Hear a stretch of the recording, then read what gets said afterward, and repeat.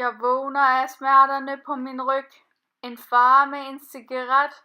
Skiftevis stikker mig en flad, og når min arm lavede knæk, han stoppede med at svinge hans hånd. Han ad min kind om tilgivelse, men gik videre til den næste.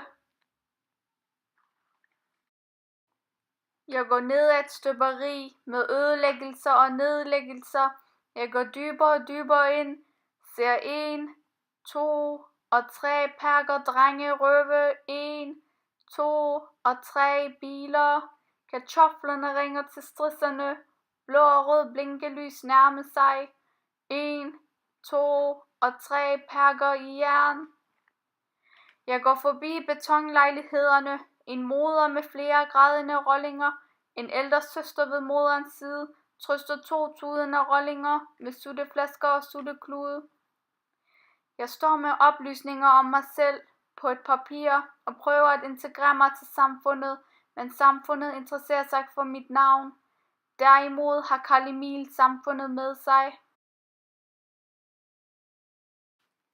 Finder vej til vores opgang, min hånd mod håndtaget. Jeg ser fædre og mødre forsamlet. Stilhed er stilhed, og det vokser vildt. Mit helvede bliver snart dit. Nu er jeg et voksent menneske. Jeg har mit kørekort, jeg har mit arbejde, jeg har mit hjem, jeg har børn og kone. Jeg integrerer mig til samfundet, men samfundet ser mig som en kontantmodtager. Jeg sidder i min betonblok, undrer mig over den danske samfund, hvor jeg er henne og hvor jeg er endt. Alt det arbejde, alt det sved på panden, hvorfor fanden generalisere med den enkelte mand? Min danske ven røvede banken. Kun fordi jeg bor et kvarter med halvhjerner, fik jeg banken. Jeg fik skylden. Derimod min ven gik på fri fod.